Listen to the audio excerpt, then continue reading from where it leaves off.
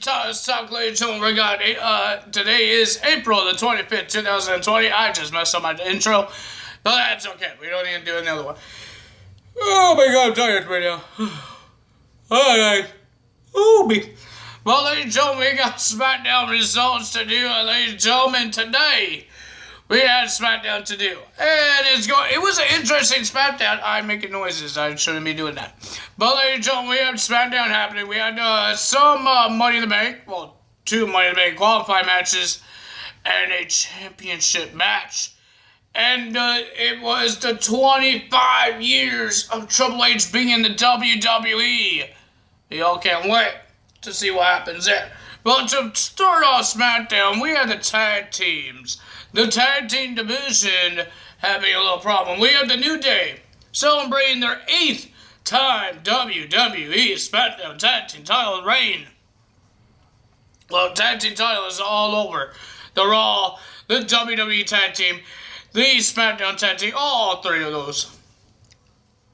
They're celebrating it, and ladies and gentlemen, they were having some fun. They were making fun of things. It was pretty cool. It was interesting. I like the comedy parts. And then here comes Lucha House Party coming out and says they want to congrats the New Day of winning the tag team titles and want to be the first team to challenge them to the tag team titles until Miz and Morrison came out and just walked through those guys and said they want a shot because you didn't beat them in the tag team match. They beat them in a singles triple threat match. And then all this stuff happened. And then we heard a lot of Spanish of Mr. Grand Metalik. He didn't say anything in English. We didn't know what he was saying. And then Forgotten Sons came out saying that they're Marines and all that stuff. And they're saying that they will strike anytime, anywhere. And of course the Miz says, "Who you think you are interrupting me?" And because he thinks he's a Marine, because he plays the Marine in Marine, the movie. So, yeah. He got told to shut up and he called him a poser by Jackson Riker. And then Wesley Blake says, what's different about us, we could strike anytime and you guys will not see it. And they did. They attacked the Lucha House Party and the New Day as well. Ladies and gentlemen, they destroyed the New Day more than they destroyed the Lucha House Party. And then we have our first qualifying match for the unique Money in the Bank ladder match. We had King Corbin versus Drew Gulak. It was a pretty decent match. Pretty good. But the winner of that match, because of Shinsuke and Cesaro, attacked Daniel Bryan by throwing him into the LED lights, and Drew Gulak got himself got himself distracted, and he attacks Cesaro and Shinsuke, and then 1, 2, 3, King Corbin goes to Money in the Bank of the unique Money in the Bank ladder match. He did, Shinsuke and Cesaro help hold Drew Gulak, and then Baron Corbin hit him with the scepter, and then they pointed at the Money in the Bank briefcase, because he's the only one that's in that briefcase match. Not Shinsuke or Cesaro. So it's already lost to Daniel Bryan. So, yeah. Then we got Sheamus versus a jobber, some guy, I believe, some from NXT, I think. And, of course, they were Michael Cole and Corey Graves were talking about Jeff Hardy, because there's a Chapter 3 of the story of Jeff Hardy, of how he came back to WWE. I just want to see Jeff Hardy fight now. But, ladies and gentlemen, Sheamus gets the win, and then they show the chapter of Jeff Hardy, and then when the match was about to start of Miz and Morrison versus the Lucha House Party, we saw Sheamus staring at Michael Cole, and then he grabs Michael Cole's head, and then he grabs the headset, and he breaks it. Michael Cole, you need to stop talking about Jeff Hardy and start talking about Sheamus. The guy's getting angry. So the next match, we had The Miz and John Morrison versus the Lucha House Party in a tag team match. It was a pretty decent match. I enjoyed it. I love the Lucha House Party. It was good. But the winner of the match, with a big upset, with a roll-up, was the Lucha House Party. They get the win. Lucha House Party gets the win. Against Miz and Morrison. That's very cool. And then we have Lacey Evans versus Sasha Banks in a qualifying match for the women's championship. Money in the Bank, I meant. Money in the Bank match. But ladies and gentlemen, Bayley got herself involved in the match. They were having a fan of Lacey Evans' daughter. I guess her name is Summer. They had this fan of her. I don't know why. They just like to get whacked in the head, I guess.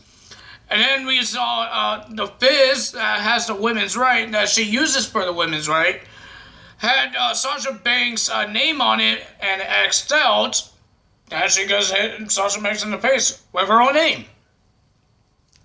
Well, at the end, we saw Bayley got herself involved by putting the leg on the rope of Sasha Banks. And then we saw Lacey Evans attack Bayley. Bayley fell in the ring. Sasha Banks got the roll up. And the referee was distracted with Bayley, trying to get her out of the ring. And then Sasha Banks got angry at Bayley and said, "Stay elevated." And then she got a women's right in the face. 1, 2, 3. Lacey Evans goes for the goes in the Money in the Bank. And after that, the champion and Sasha Banks went up the ramp, and then we heard the Tamina song, and then the super kick in the face on top of the ramp. Ouchers. Then we had the women's tag team title match. Alexa Bliss and Nikki Cross versus Carmella and Dana Brooke for the women's tag team titles. It was an okay match. It was short. It was okay. But, you think Carmella and Dana Brooke is going to beat the tag team champions? Heck no. John, the winner of that match would be their own way of doing a 3D. Nikki Cross and Alexa Bliss gets the win. But we could see Carmella versus Dana Brooke in the unique Money in the Bank, because we're going to see Carmella versus Mandy Rose next week. We're going to see Dolph Ziggler versus Otis next week to qualify to the Money in the Bank. Well, ladies and gentlemen, we saw the Triple H's 25-year anniversary. We got some good guests that called and even showed up to the arena. Well, we had Triple H, and ladies and gentlemen, some guy had the guts to take the water of Triple H and not let him spit like he normally does. I guess they don't want to clean it because, remember, this is not an arena that they rented. It's their arena. That means the equipment managers have to clean this thing. So you can't spit on your stuff. Or it could be because of the germs and the sickness that's happening around the world. I don't know. But it would be more funny if it's like that, the first one I just said. Because they don't want to clean it. Because this is WWE's arena. This is the Performance Center. This is Triple H's actually arena. He owns it. Right? So, their guys, Triple H employees, their equipment guys, has to clean it. And they don't want to clean it. It could be germs. It could be anything because he spit it out. So, yeah. We had Triple H coming out, and Triple H didn't understand what's going on. And then he was talking, and then, ladies and gentlemen, here comes Shawn Michaels coming out. And he roasts a lot of Triple H, talking about his losses of WrestleMania, I guess the behind the scenes, all their mess ups of their scripts of DX. And then he was about to say, "We got two words for you, suck it." But no, Triple H tried to hug Shawn Michaels, and he says, "Whoa, dude, back up. Social distance." If you guys know what that is, that's the rule of the world right now. Social distance. And then we had some phone calls. We had Stephanie McMahon, because Shawn Michaels had a big mouth talking about her, Stephanie McMahon, telling Stephanie no fun. She called, and I guess the show was live, and she was watching it still, and we saw Shawn Michaels doing a lot of things, all that, and Stephanie's not happy. And she called him a lazy eye. And then Triple H hanged up. And then Ric Flair called. He wanted congrats to Triple H of being 25 years in WrestleMania. 25 years in WWE. And then he said, "Don't let Shawn Michaels super kick you in during a segment again." So we hang up, and then they were about to go in the commercial. We got another call by Ric Flair, and he cried. I think the Road Dogg called, but he has this big bushy beard. I think it's a Road Dogg. Like, what are you doing to yourself? Absolutely shaved. Triple H had hair coming out, and he had haircuts. What the heck is your beard haircut? Dear Lord, man, you're like one of those Papa Smurfs. You're a Smurf, man. Papa Smurf has a big long beard like a Santa Claus. You're not Santa Claus. Jesus, shave that thing off. Man, I know people are saying they're not going to shave until this whole sickness goes away, but that's ridiculous, man. I'm doing it too, but I actually trimmed mine. I trimmed mine yesterday. Well, a big patch of it. So, ladies and gentlemen, we had that, and then we saw the boss, Vince McMahon, coming out to congrats him and roast him and all this stuff. Oh, my goodness. And then, at the end, he kicked them out. He said, turn off the lights. They turned off the lights. The whole arena turned black. And a cricket was a sound. There was a cricket. I guess it was just mostly a comedy, because Triple H is mostly a comedy guy. When he's a good guy. When he's a face, I meant. But, ladies and gentlemen, I guess it mostly was a comedy. I was laughing most of the times. It was pretty cool.